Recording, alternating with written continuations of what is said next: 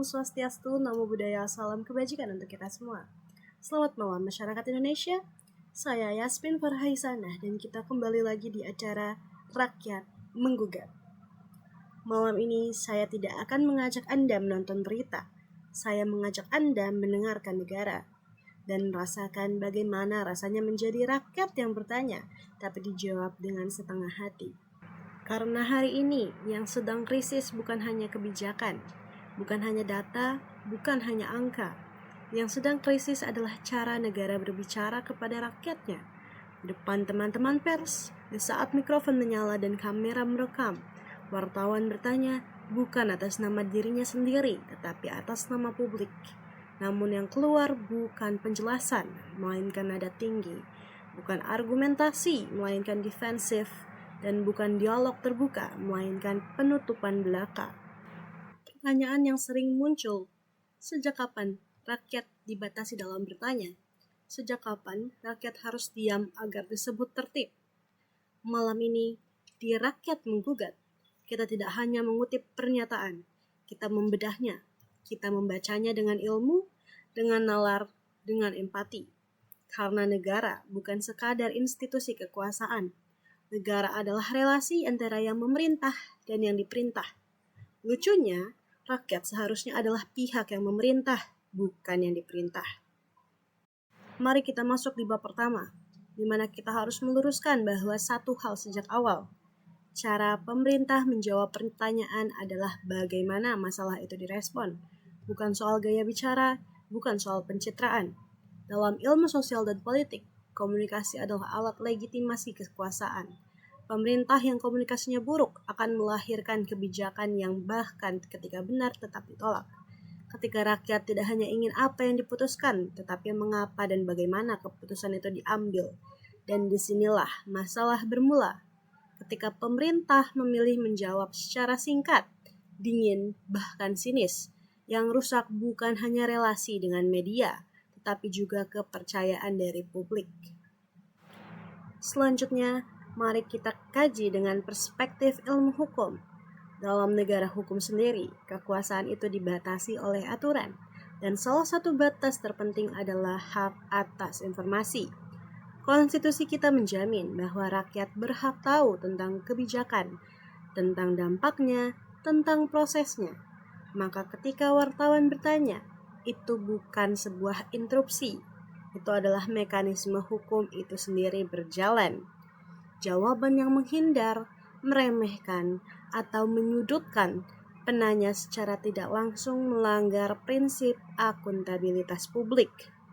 Hukum tidak hanya hidup di pasal-pasal, ia hidup dalam praktik nyata, dalam nada bicara, dalam kesediaan menjelaskan, dalam argumentasi yang dilontarkan.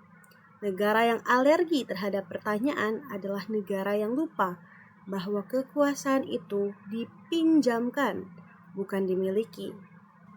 Selanjutnya, mari kita kaji dengan perspektif politik. Dalam politik, bahasa tidak pernah netral. Setiap kata, setiap intonasi, setiap jeda adalah sinyal kekuasaan. Ketika pejabat menjawab dengan nada merendahkan, pesan yang sampai bukan kami tegas, melainkan kami di atas, melainkan kami superior. Inilah ciri politik elitis. Politik yang melihat rakyat sebagai objek kebijakan, bukan subjek demokrasi. Padahal dalam demokrasi, kekuatan pemerintah lahir dari kepercayaan, bukan ketakutan. Jika kritik dianggap ancaman, jika pertanyaan dianggap sebagai serangan, maka demokrasi berubah menjadi formalitas belaka. Ada pemilu, tapi tidak pernah muncul dialog.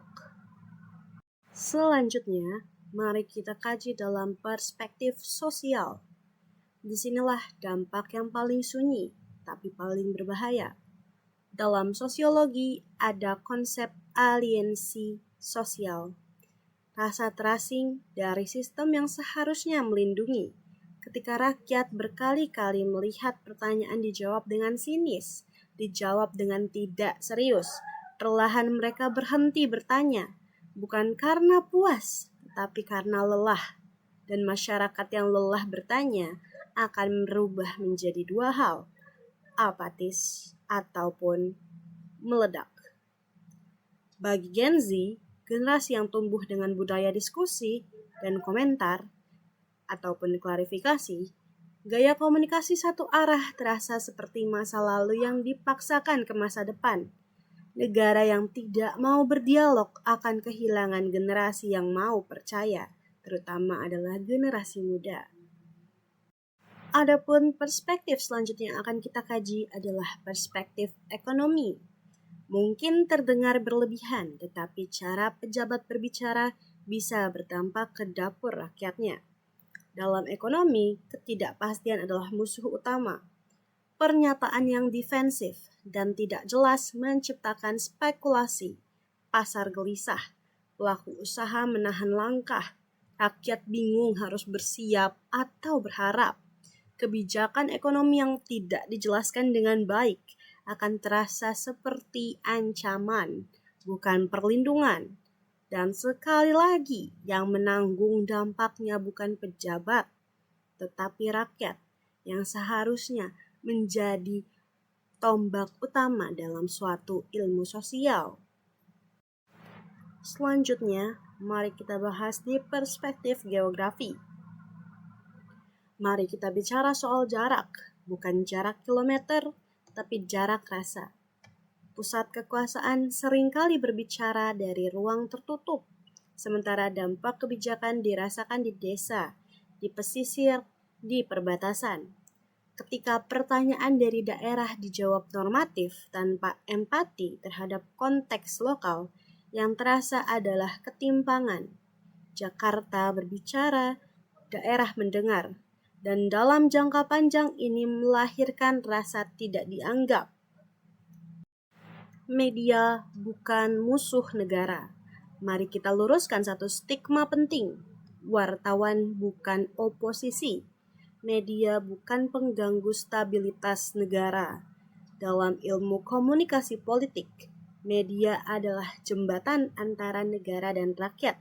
Ketika jembatan ini dirusak dengan nada tinggi, ketika jembatan ini diacuhkan oleh jawaban yang tidak serius, dengan pembatasan informasi, yang runtuh bukan hanya media, tetapi juga kepercayaan publik. Negara yang kuat tidak takut ditanya, tidak marah ketika dikritik, tidak defensif terhadap fakta yang sudah tersedia.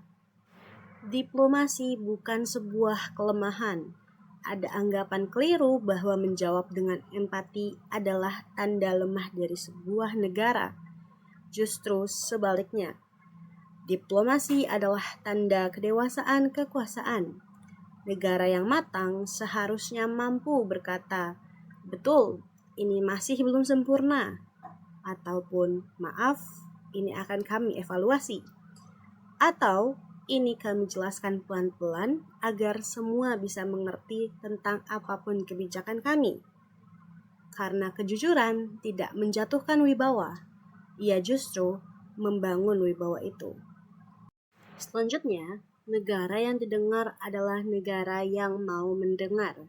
Malam ini, rakyat kembali menggugat, tidak menuntut kesempurnaan, karena rakyat tahu tidak ada kebijakan yang tanpa resiko. Yang rakyat tuntut hanya satu, diperlakukan sebagai mitra, bukan beban. Karena negara bukan milik segelintir elitis. Negara adalah kita semua. Dan selama pertanyaan masih dijawab dengan enggan, maka rakyat harus tetap menuntut untuk dapat pelayanan.